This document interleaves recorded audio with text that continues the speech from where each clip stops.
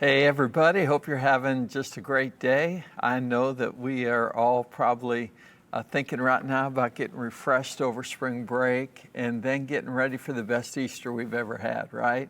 So we're sure praying for that with you guys. I can't believe Easter's just 4 weekends away, and I can't wait for the whole Passion Week experience. I want to ask for your prayers right up top. Tamara and I are going to be traveling next week. We'll be going to Frankfurt, Germany. And there's a group of pastors that are gathering from across Europe who have a strong passion to do something about the most dangerous, difficult places of the world, where the church needs to be established, where the church needs to thrive. Obviously, it's not easy in places like Afghanistan and Iran and places like that, right? But it's exciting to be a part not just of our local church, but to be a part of the church worldwide and to be a part of what God's doing. I am super excited today. We're going to talk about ministry, and we're going to talk to somebody doing a great job of ministry up in the Northwest, Pastor DJ Rabe. DJ, thank you, man, for being with us today. How you doing? It's great to be here. I'm doing good. Is it cold up where you are? What's the weather like? Yeah, it's 40s. 40s. Well, it's going to be But that it's in Frankfurt next week, so I'm gonna be in your kind of weather. I think it snowed yesterday there. yeah, So it's not raining, so we're good. It's that's good. dry. Good, Yeah. good. Well, hey, before we get into what we're going to talk about today, which is, you and I talked at the conference, and I was really so moved at what you're doing for the homeless. And I'm going to talk about why in just a minute. But talk about your church a little bit. Talk about how it got started and what you guys are up to, because the church itself is a great story. Yeah, well, we started the church in '07 and started in our downstairs and then moved to the Boys and Girls Club in our area. And really it just started as a youth outreach, started reaching out to kids, skaters. We have a local skate park in our town. And so we began to just reach out to them. And so from there, we couldn't really meet in the Boys and Girls Club for very much longer. And so we got a huge warehouse, 12,000 square foot warehouse in another neighboring town. And we put an indoor skate park in there. And then we put pool table, ping pong table, foosball tables, computers for kids to do their homework after school. We had a stage with instruments that the kids could play, basketball hoops inside and so forth. So it was just a youth center, and the city unfortunately had closed us down due to some permitting. And so we moved around. We're in our fourth location. We've been where we are now for 5 years. So we started the church just out of a youth outreach, and it's grown from there. Many different ministry expressions. Right now, our main 3 ministry expressions are just that Sunday morning local church experience, and then we started a Christian school. So we're very committed to Christian education in 2011. And so that's another one of our main expressions. And then, what we're going to talk about now or while we're together is just outreach. That's a major, major expression of our ministry. And we've done that, ever since I was born again. I mean, I was under the bridges and out there in the highways and byways, just leading people to Christ, And so we've never stopped doing that. We've just used different kinds of nets. And so yeah, I'm happy to be here and inspire anyone that I can to get out from amongst the 4 walls and go meet needs, of those in their community and primarily their neighborhood. And we're called to love our neighbor. And so what does that look like? Yeah, we're going to talk about it today. And of course, when you and I were talking, I think I got into the session late because both of those things were really interesting to me. You're in a blue state, You have probably a higher percentage of people who are conservative within the state in the county you're in, but you're definitely in a blue state, so you're dealing with all that kind of stuff. You're trying to help kids think biblically. You're trying to develop a biblical worldview within the hearts of your people and their children. And so that was really fascinating to me. I was a theological, historical studies, and American history major in college, and really, you didn't know that. We didn't have time to talk about it, but I wondered if I was going to go that route earlier in life. So that was fascinating. But what we're going to talk about is ministry from the outreach side. And this is kind of what I'd like to start with. When I was, a lot of people, we've been in Europe, right? And you see these beautiful cathedrals. And there's a time that people looked at those beautiful cathedrals and they thought, oh, this is awesome. It's just so beautiful. I come and I hear the word of God. But now you go and basically they're tourist museums, a lot of them, You go in and you pay to see that, and that's how they're keeping them alive. But there's one kind of church that'll never turn into a tourist museum. And that's the one that does what Peter did in Acts 3, whenever there's a lame guy. And Peter said, silver and gold have I none, but such as I have, I give you in the name of Jesus, walk. If we help people whose marriages are in a place where they're not functioning, where their families aren't functioning, where their finances aren't functioning, if we care enough to reach down and heal people, our church will never turn into a museum. People may not, whatever expression we have, whatever wineskin we have, that's all cool. I'm not against any of it, but at the end of the day, that's what we want to do. We want to reach into our communities, and we want to really reach people. So we're going to talk about that today. Real quickly, I just want to welcome the new pastors to the network today. We're just going to put your name up on the screen. And if you see your name on the screen, just a big welcome, Pastor Rusty from Park View Baptist Church, Pastor Jorge from Reaching People for Christ Church, Pastor Walter Bright, Pastor Lonnie Brown, Pastor David Buckner, Jason Bird, Cletus Coe. We want to welcome all you guys. Kent Dunwoody, Joe Hassler, Doug Hibbard, Randy Kersey, Steve Knight, Richard Oglesby, Alton Pohl. He's real close to me. Pastor Lane Robinson, Pastor Ron Smith, and Jeff Vinke, and Ken Watson Sr. We want to welcome all you guys to the network. And we do these webinars to sharpen pastors. We like to call them our lunch appointment with somebody you'd love to go to lunch with. So we do these every 2 weeks. Got a lot of free stuff on the Ministry Warehouse, so hope you'll go check that out too. But we're going to talk specifically about ministry to the homeless. So talk to me about when that first came into your heart. How did that whole thing get started? Well, ever since I surrendered my life to Christ, I've been out, working with the homeless out on the street, and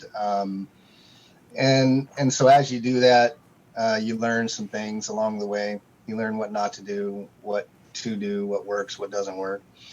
And but in 2016, a friend of mine had contacted me, a business owner who I used to promote his business, help promote his business. I had a marketing company prior to pioneering the church, and he reached out to me and he said, I'm in a huge church, and I want to make a significant impact in my community in a tangible way, and I just can't seem to do that where I'm at. And he said, so I'm reaching out to you. And he said, I have some resources, and I know you have vision. And we began to talk about what God was doing in our hearts, and what happened as a result of that. I shared, our work that we were doing in the homeless camps, and so he was interested in that. It took him through the woods, and we began to explore together what the real needs are that the homeless have, because there's a lot of talk out there as to how to help the homeless. But until you actually engage with them on a personal level, you don't know. Everything's just an assumption. And so we went out into the homeless encampments, and we began to ask homeless people what their greatest needs were. And everybody that we talked to it came down to getting clean. And I found out in my community there was a man that would turned a fifth wheel into a shower unit. He had a shower on each side, and he was washing, or he was just giving homeless people showers in the middle of an alley. And so I said, man, I got to meet this guy. And so I went and met him, and that's exactly what was happening. He was giving showers to the homeless. They're in an alley by a nearby church. They were doing a feeding. And so it was just a great spot. They were coming there to get food, and then he was giving them a shower as they were there. And but it was rather late at night when I visited, and about, I don't know, it was summertime, so it was around 9, so it wasn't dark yet. But I began talking to him, and I would see homeless people come out of the showers, right? And clean, and very grateful and thankful for being able to have a shower. But the thing that I saw was that they were wearing the same clothes that they walked in with. And so, I asked, Frank was his name. I said, how long are you out here every night? And he said, until the last person needs a shower. And I thought, man, I have never really seen anything like that in my life. Like, this is the most selfless ministry I've ever seen. And I said, do you work? Are you retired? He said, no, I work at the airport. I got to be to work at 5 a.m. And I'm like, wow. I mean, and so, but here's the thing, in going through the homeless camps, what you'll find is you'll see a lot of trash on the ground. You'll see a lot of, you will see a lot of drug paraphernalia. But you'll see a lot of clothes. And they just, once they get wet or once they get dirty, they just got no way to clean them again. And so when I saw a couple people coming out of that shower, putting those clothes back on, and I just kind of connected the dots with what I saw in the homeless encampments and what I heard from people, homeless people. We just said, you know what, here's the lap we're going to run. We're going to wash clothes for the homeless. And we just dared to believe God that he would show us how to do it, because there was nobody doing it. We wanted to just find somebody that was doing it in the area, or maybe in a neighboring state or throughout the United States, but we just could not find anybody that was doing it. And so, just a couple, a business owner and a pastor coming together with a vision to help those that have no means to help us back. But we had no idea about plumbing and electricity and all that. But God directed us and led us, and it was about 6 months from idea to implementation. And so we started we put the truck out on the street in 2016, and it's been out ever since. That's amazing. I mean, obviously it's hard to stay healthy if your clothes are dirty, right? And if you can't do anything about it. So I can imagine the disease that was stopped, and the healthier people became because of it. Do you have any idea, like, what percentage of our country is homeless? I don't, and it fluctuates, and it's geographical, but I will tell you the sad story is that the percentage grows every year, and it grows exponentially in areas like mine, Oregon. Portland area is horrible. LA. I hate to say it, but Denver. it really. Yeah, Yeah. Philly Inter. Yeah, I was in Denver watching a baseball game, and it was bad. But what's interesting is a lot of small county mayors, they're careful about how they minister to the homeless, because they feel like their little towns will get overwhelmed. There's a big enough need from their perspective. I've talked to a number of pastors like myself who talk to the mayor in their city. But what a great thing that you can go out. And God bless that guy who gave them showers. It was a portable shower too, huh? That he rigged up in a truck somehow. Yeah. Yeah. And he just hooked up to the church that was right nearby their water. Our truck has the option to carry water on board, or we do have a hose bib. So if in a location there is water, we can just tap into their water. But we wanted to make sure that we were self sufficient, regardless of whether there was water involved or not. But water's heavy, so you don't want to be driving it around too far. So yeah, I mean, we saw that, and we're not trying to do everything. We just want to run our lap. Yeah. And but the honest truth is, if you don't know somebody's name and you don't know their story, then there's no way to know really what their need is. You can just assume it, and that's what's going on in the homeless community. The church, I think, as a whole, has just assumed that they know how to help them. They've assumed some other things, like everybody's on drugs, and I mean, it's bad out there, but not everybody is a drug addict, believe it or not, out there. And and some are new to the streets, some are vets. They may not ever move off of the streets. You got to wanna get off of the streets. And so our ministry is not just one more resource added to the other many resources that are out there in the community. We're a net. We see this ministry as a net, and we're just using cleanliness as a net to connect these people to Christ. And so we don't just provide a service. We have people inside the truck. We have people outside the truck. Outside the truck, they're actually connecting with people and asking them what their plan is, and presenting resources to them to get them off of the street. We're not trying to make them more comfortable as they continue to live on the street. We're trying to challenge them with solutions to get them off of the street. And, that just takes eliminating a lot of excuses that they have. Like, I'm a felon. I can't get a job. Sure you can. I can give you 50 companies that will hire you.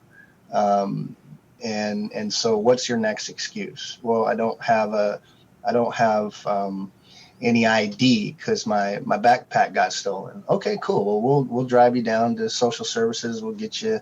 Well, I don't have an address, so I can't get an ID. I'm like, okay, great. So I pull in, give them a church business card and say, hey, man, now your address is 1820 Bickford Avenue, Snohomish, Washington, 98290. So what's your next excuse? And we just train people to go through and eliminate excuses.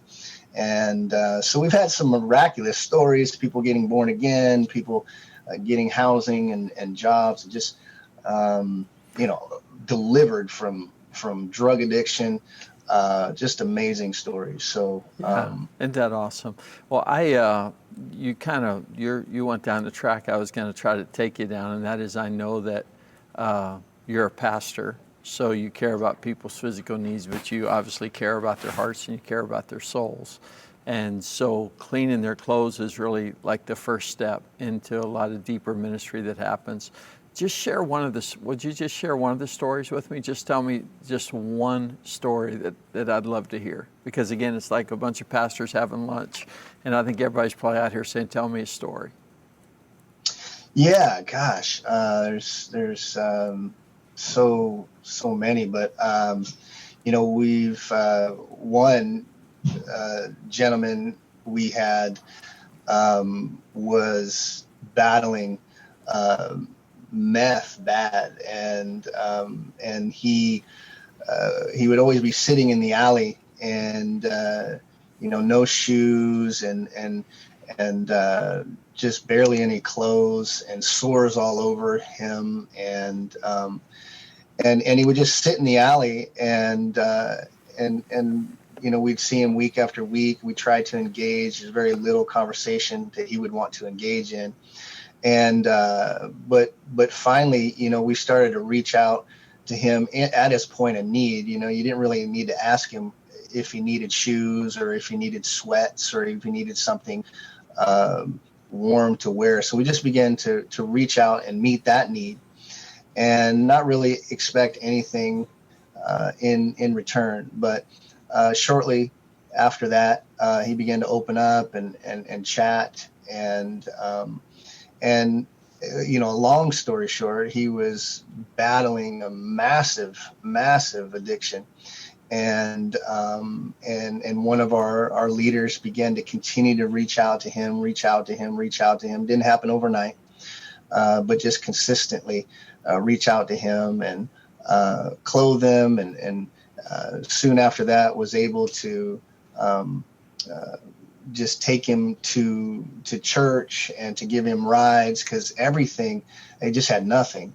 And soon after that, he just completely surrendered his life to Jesus, and now is married, Wow. has a home, has a wife. Awesome. And here's the thing: this happened probably 5 years ago, but we're still in contact with him. And there's so many stories. I had a guy was sleeping on the park bench, and everybody was about to be done, wrap up, leave the alley, and he was just sleeping on the park bench, and I could tell, man, he was about to freeze. If he was going to sleep there overnight, he's going to freeze to death. And so I woke him up before we left and said, hey, do you need a ride? Do you need a ride somewhere? And he woke up and he was freezing cold. So I went and got some clothes and gave him some clothes. And then he started just bawling and crying because somebody had stole his bike that night. And so he had no place to go. And so we were able to, get him in the truck and drive him home. But here's the thing, when I asked him where's home, it was in the woods. It was literally in the woods, man.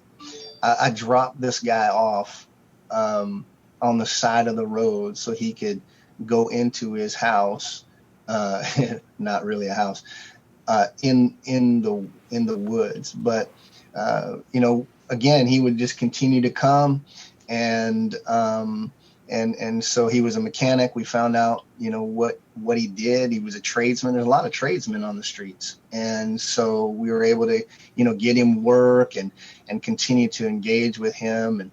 And there's so many stories about, God's redemption, restoration, and just recovery. But this is real.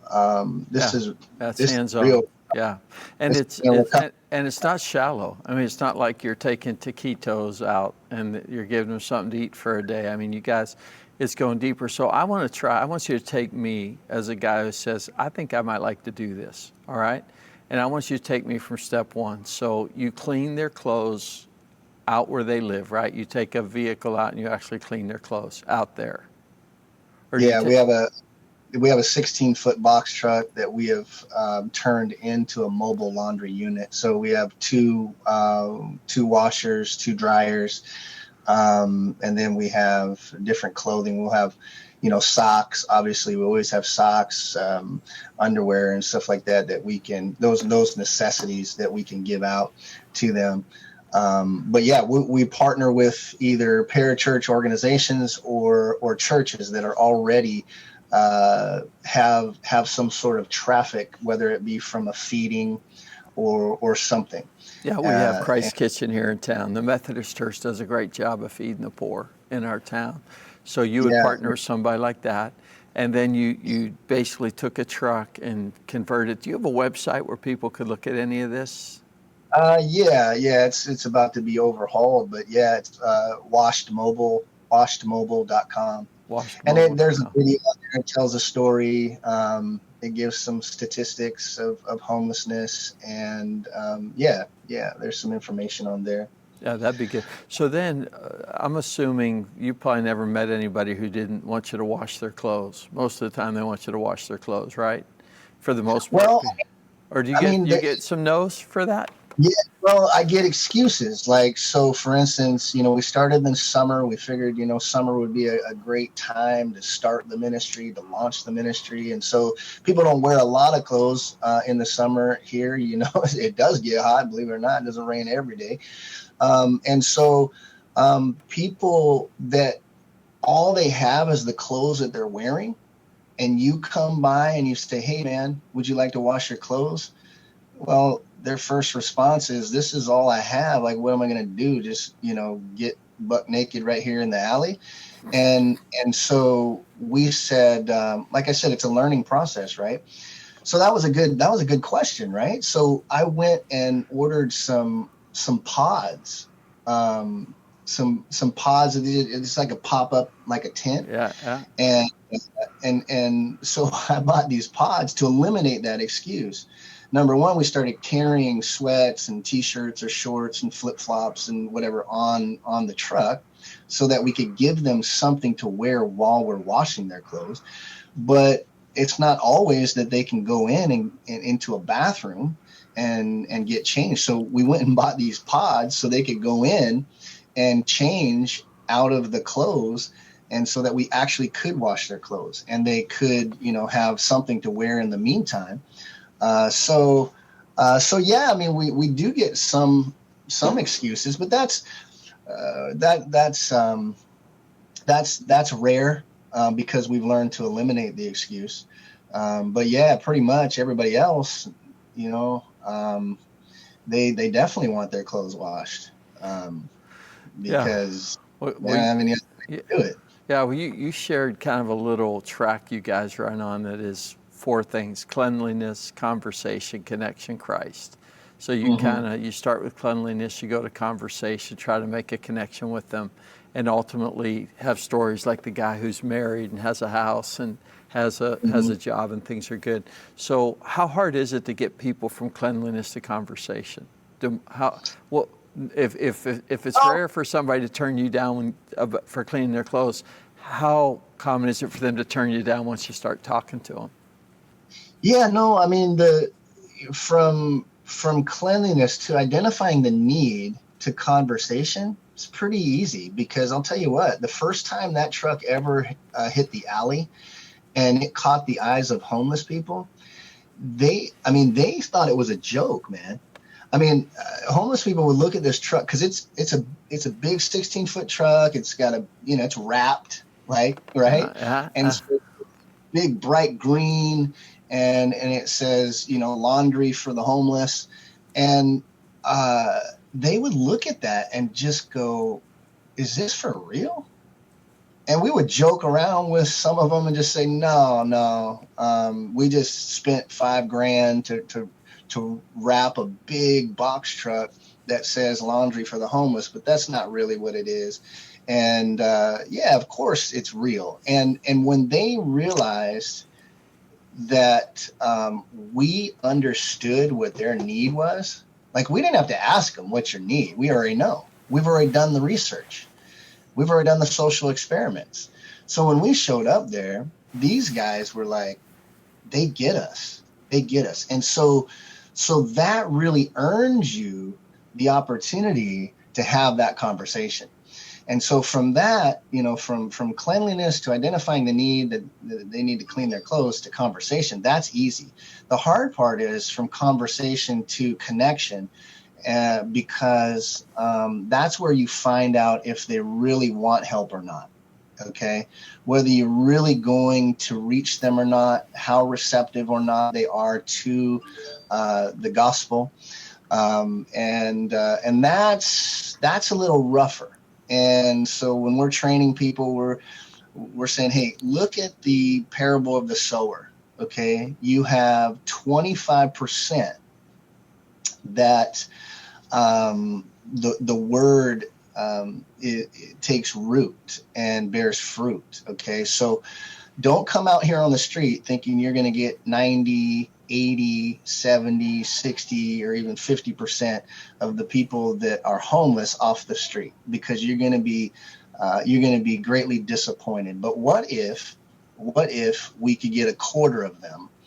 And I'll tell you, that would be a Yeah, miracle. that'd be a high Uh, goal. Yeah. that'd be a high. But if we shoot for that, you know, so um, so and let me. I mean, outside of homelessness, we're called to, those are people that are in our town. Okay, we consider them our neighbor, right?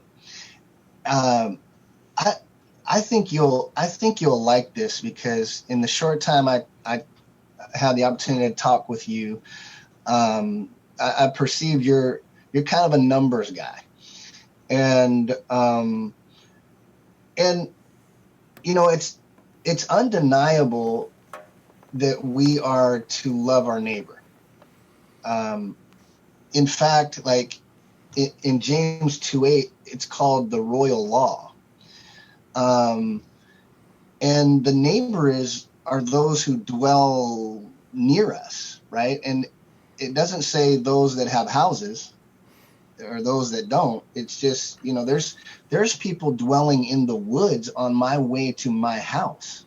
I Yeah. know that. Yeah. The Good Samaritan, when he found the guy, he was just out in the open, right? It's just, Yeah, yeah, and so we're called to love our neighbor, those in our neighborhoods. And so here, can I just share something real quick? In the United States of America, there are, last time I checked, 2021, there's 331 million people. Okay, and if you took a 6% increase each year, I mean, I don't know what we should increase each year. I'm just throwing a number out there. Let's just say in 2023 there'll be 375 million people in our country. I don't know how many committed Christians that represents. I wouldn't imagine it would be even half anymore.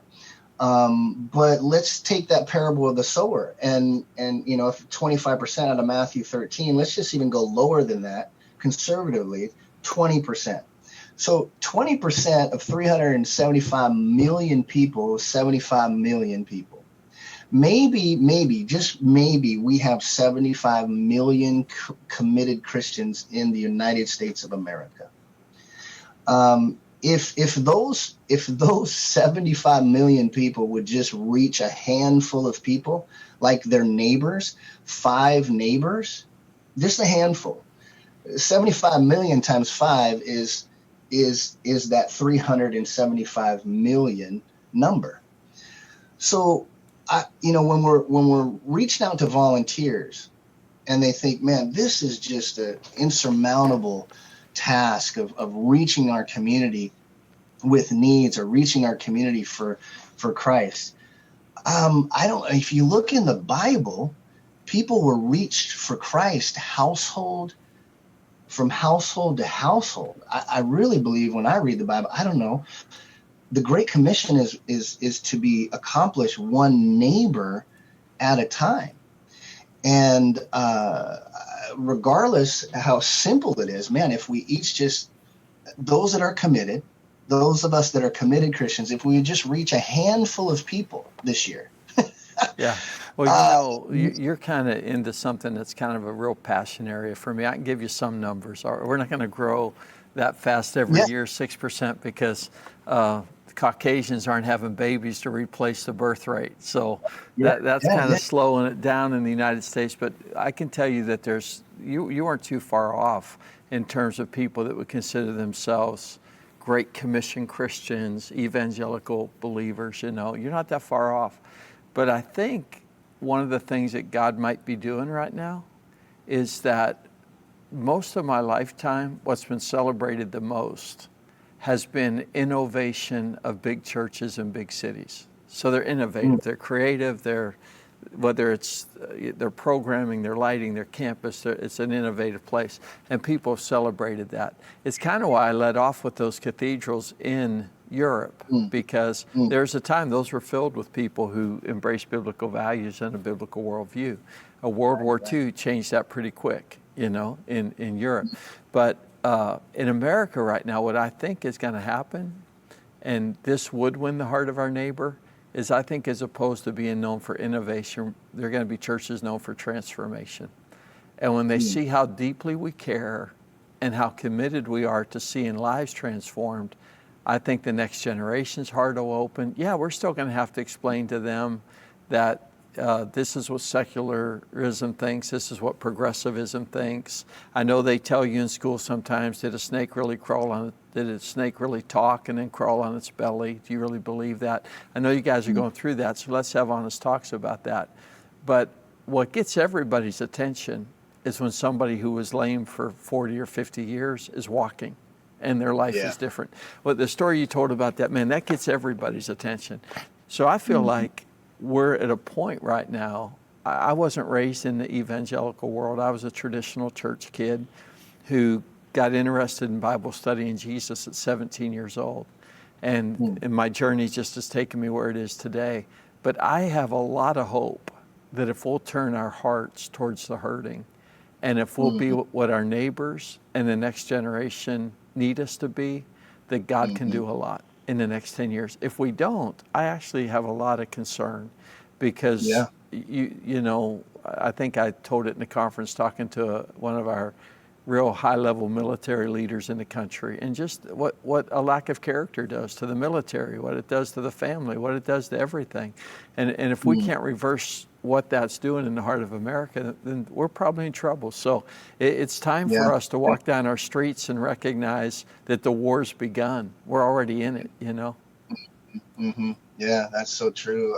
When I'm out on the street, I keep in my mind that the difference that separates me and perhaps the person that is on the street due to whatever circumstance or scenario they're going through is, a lot of them have been caught up in crime because, they're either stealing things just to eat or to clothe themselves, or, and there's a lot of in and out of jail, and they use that as an excuse a lot.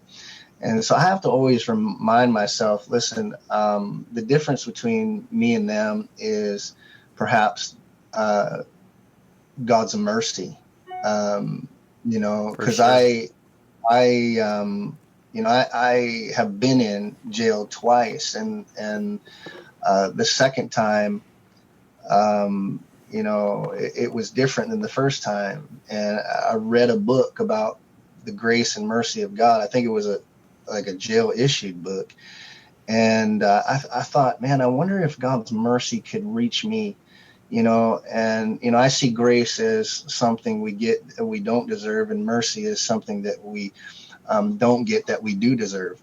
And I didn't, I'm sitting in jail, and I didn't really want what I deserve. I didn't really know what I deserve because that's in the hands of the judge, right? I read this book and I say, hey, I wonder. For the first time in my life, I start to wonder. I wonder if I wasn't raised in the church. You didn't have Christian parents or anything like that. And so I began to wonder, I wonder if God's mercy could reach me. And I go to my arraignment, and you understand, I'm in jail for second-degree assault with a deadly weapon. So I didn't even know what that carried. But I'm in my arraignment, and the judge, it comes time for the judge to say, does anybody else have anything to say before I give my decision? And one of the guys that me and another guy assaulted stands up and says, I do, Your Honor. And I'm like, oh man, this can't be good.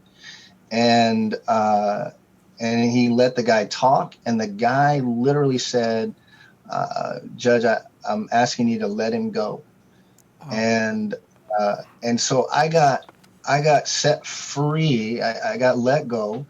I get out of jail on Easter Sunday. I'm not even joking. I get out of jail on Easter Sunday. My girlfriend, now wife, and her mother-in-law come to pick me up with this green Bible I still have. And that became the first step of me just seeking anything that had anything to do with the Lord, because I experienced His mercy. I didn't even know what mercy was. And so when we go out there, in whatever we're doing, I mean, even though maybe there's differences, uh, whether it's demographics, income levels, ideologies, whatever, it doesn't matter. The mercy of God needs to drive, the compassion of God, needs to drive everything that we do. Because if not, we're going to be doing it for ourselves. We're literally going to be doing this to make ourselves feel better rather than, truly having compassion on those in need. And so, I just don't let any of these people give any excuses. And I get real vulnerable and transparent with them, right? And as a result of that, man, when I go out on the street, I don't go out there very often anymore, but when I do, I have instant access to them, and so um, sometimes it's you got to remember where you've come from as you're ministering to those in need, or else you're just not doing it right. Yeah, yeah. I mean, you're putting thoughts off in my heart that I probably don't need to take the time to say, so I'm going to refrain. That's hard for a preacher, right? Not to say something. I was thinking about William Pitt when he stood in front of Parliament, and they were trying to justify slavery, and he reminded them of Europe's cannibalistic roots. And the bottom line is, without Jesus, we'd all be in darkness somewhere, and it'd be bad, and we'd need a whole lot of help. And so I commend what you do. I have one last question I want to ask you, okay? I'm somebody right now, I'm saying, okay, I'm in.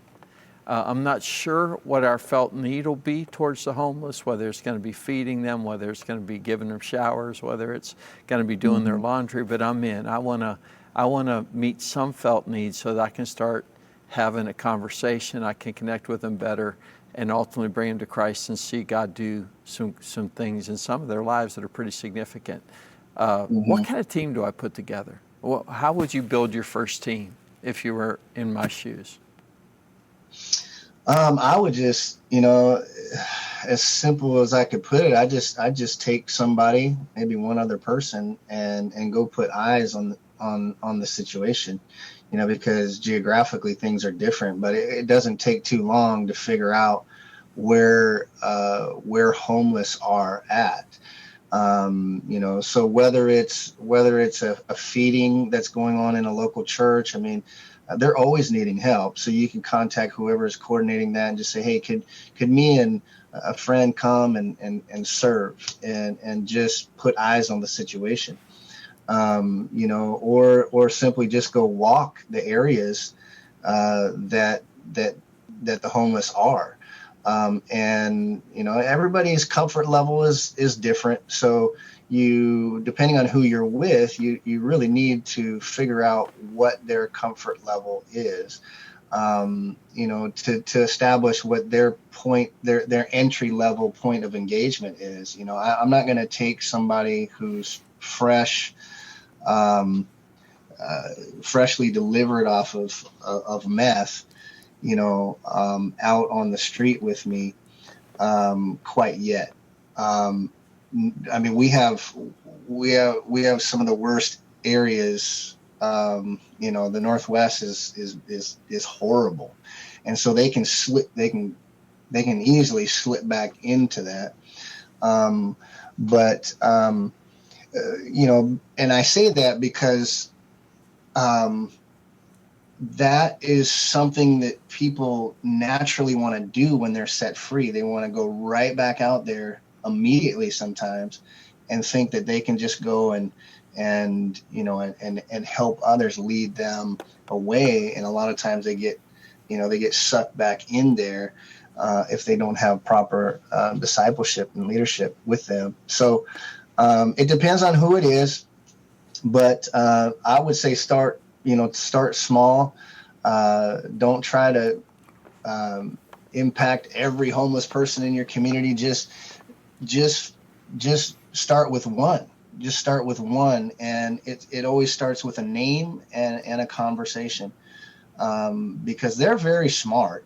I mean, they know, if you think about it, it's very hard to stay on the street. Oh yeah. Just And safety wise. I mean, just the yeah, safety of it. Yeah.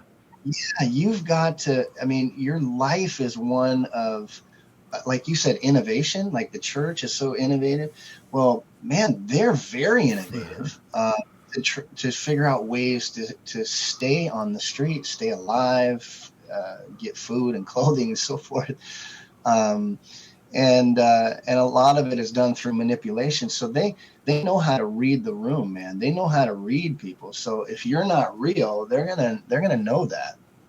And so so you want to start with a conversation so they actually know that you care, because if not, you can offer them this and offer them that, but they're not gonna engage with you, and they're not gonna trust you. Yeah, well, they're out And there for a reason. I mean, I had a kid in my church who chose to be homeless. I mean, his dad was an engineer, and he yeah, went to Houston. He's not alive today. I mean, it's sad that he lost his life, but he literally intelligent, one of the most intelligent kids to grow up in my church, and intelligent, but he said, this is how I want to live, and he chose to live on the streets. And but let me just ask this, and then we'll go ahead and we'll close, because I like to always quit a little bit early, not a little bit late.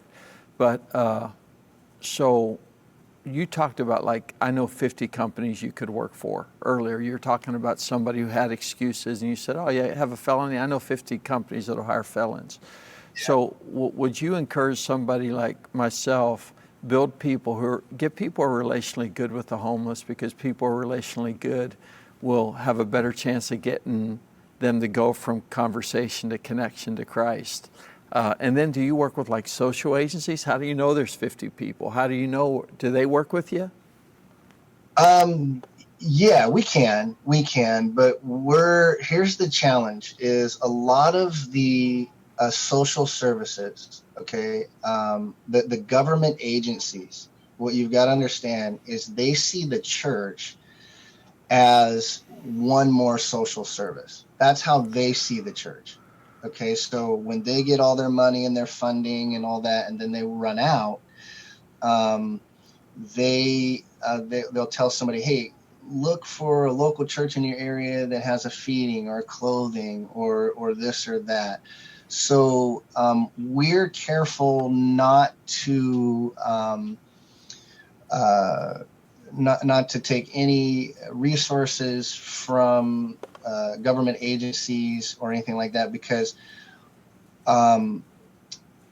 what's happened is Yeah, I'm not talking about taking money. I'm talking about being able to, like, if somebody helps people with preparing resumes, those kind of yeah, things, coordinating that way, not getting money, just figuring out how to find enough social support to get people to a place of stability. Yeah.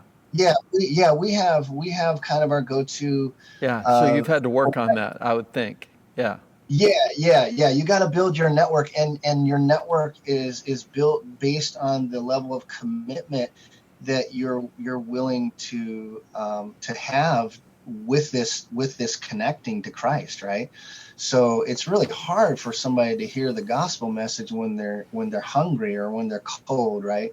And when they don't have a friend to talk to, and so yeah. Am I right in assuming, though, that what you're doing is you're building connectors out of your church, like the team that does this out of Yeah, your church? They're connecting, and then they build friends in the social arena, and yeah, they help you in the process. Okay, I just yeah. want to make sure. For instance, Jim, we used to have 3 or 4 warehouses where we would keep furniture and small appliances and toiletries and everything that you would need to furnish a home. Because when they were able to get their home or housing through the government, right? It starts right. Um, or they go through the mission, the program through a mission, whether it be men's mission or women's mission, and they would go through that, and then finally they got an apartment or something like that, some housing. Well, they would call us, and we would literally just furnish their whole apartment with everything that they need. I mean, coffee makers, microwaves, coffee tables, I mean, everything, silverware, couches, anything and everything.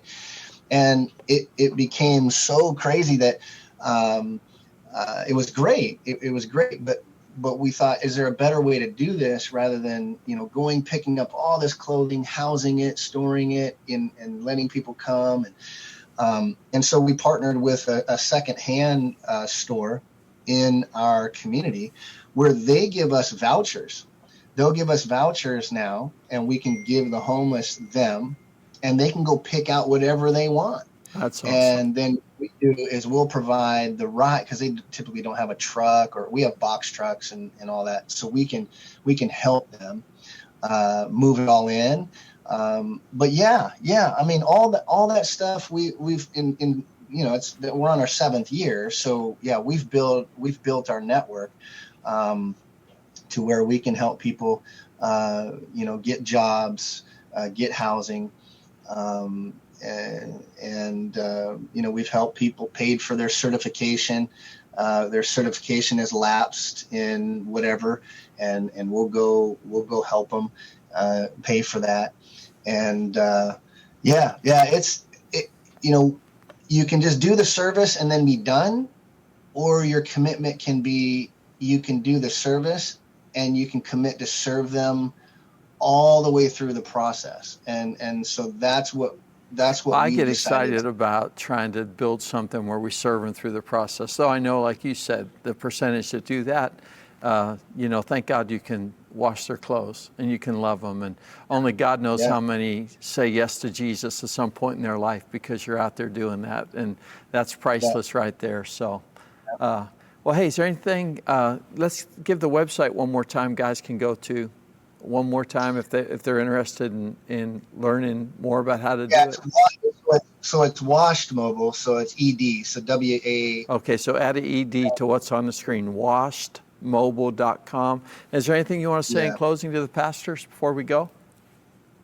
Well, I would just like to say, if homelessness is your heart, then just get started. Just get started. Start small and see what God could do, because I'm telling you what, God's heart is for the homeless. I really believe that in our culture, the homeless are, in a sense, the current day lepers that everybody just kind of walks by. And so I just want to encourage, all the pastors that may be on, if God's, pricking your heart to get out there and to help this demographic of people, then go put yourself where they are and ask the Lord what your part would be. And, we're more than available. If you want to come and look at our truck or ask, you want pictures, we've inspired these trucks to be built all over the country. And so we'll do whatever we can to help fast track it, so you don't have to reinvent the wheel like we did. So thank God for you innovators. You can help us all get down the road faster. So that's awesome. Well, again, thank you so much for being with us. And hey, I want to let everybody know that next week we're going to have Jason Swan with us, or not next week, but in 2 weeks we'll have Jason Swan with us.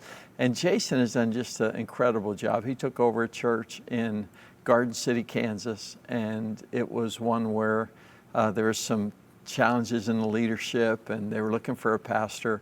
He did such a great job of connecting with the heart of the leaders and the people in that church and moving it forward beyond what anybody dreamed it could be right now. That church has amazing momentum. So he's going to talk about that journey, and he's going to help us look into the eyes of our people who are out there and to really pray about, okay, God, how can my leadership cause this to be a body joined together as one, excited about what God wants to do in us and for us and through us. So you're going to enjoy that in 2 weeks. I want to pray for you just as we close. Lord, I just thank you for pastors. And Jesus, you said that whoever receives ministry gifts, God receives you. And Lord, you put that dream in their hearts because, God, you want to bring it to pass.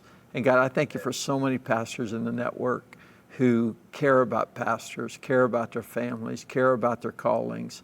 And Lord, we thank you that through the power of the Holy Spirit and God, through the support of each other, God, we can reach those things that you put in our heart. So God, I pray for every single person who's out there, Lord, that you'll strengthen them. And I thank you for the tenacity they're living with to reach a dream that you put in their heart. In Jesus' name, amen. Great being with you guys. Have an awesome weekend.